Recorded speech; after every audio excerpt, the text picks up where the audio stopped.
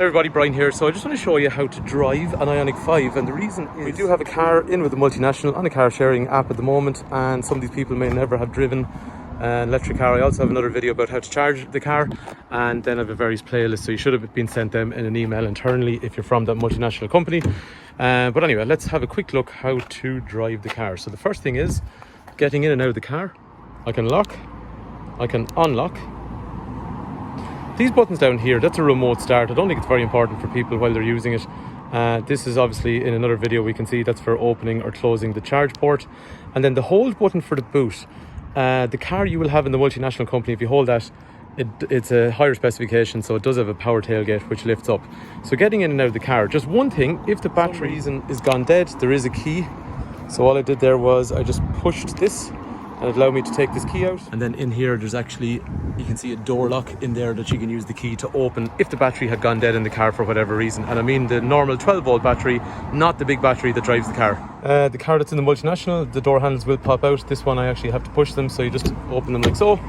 The seat then will be electric, so we're going to move backwards, forwards. So the seat goes forwards, backwards, up with the front part, up with the rear part, the whole lot up. So different sections where you pull. Straighten up or let back, and then lumbar support for lower back. And then over here, I want to drop that down.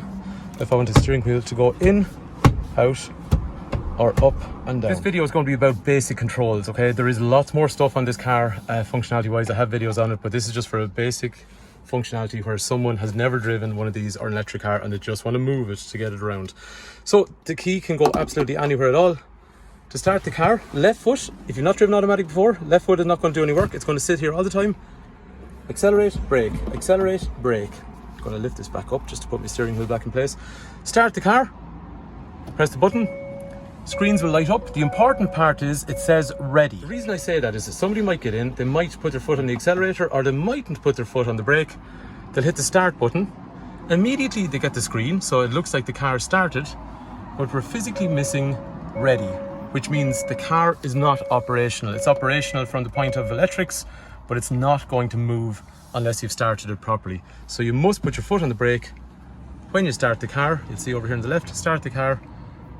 I had my foot on the brake and now it says ready. So that means the car is ready to drive. The handbrake is over here. To release it, you can push it that way. However, I would say it's a waste of time showing you that because it's automatically going to release every time you drive away. Okay, so let's get the safety belt on. This here moves backwards and forwards. If you want, just squeeze it at the front and you have an armrest here. Anyway, gear shifter. So to change gears, left foot, remember, has nothing to do. Foot on the brake, forwards, D, backwards, R, or park, push this inwards. So let's have a look at that again. Forwards for D, backwards for R, and also if you have a quick look over here, it's telling me forwards for D, backwards for R, and then I can press the outside button here with my finger, P for park, and we can also see up here it shows as P for park. Let's drive forward. I need to close the door. One thing about these cars, they don't operate when the door is open. So all I'm going to do here is I'm going to twist this around, not to be confused. A half twist puts you into neutral, a half twist backwards puts you into neutral, all the way around, click. For reverse, all the way around, click. So basically all the way around, I see D, I see D. I just need to move. I need to tap the accelerator and I can go back on the brake, and now the car is moving forward. And to stop, no clutch, I just brake. So treat it like a golf buggy from the point of view of movement.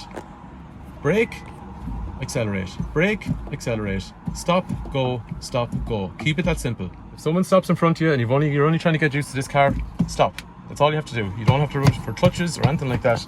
Just stop. Again, very patronizing, I know it sounds, but it's amazing how trying to forget all the hard work you're used to, it's quite hard to do. So we're going to reverse. So remember, we're going to click backwards. I see R, and now I've got a reverse camera to go backwards.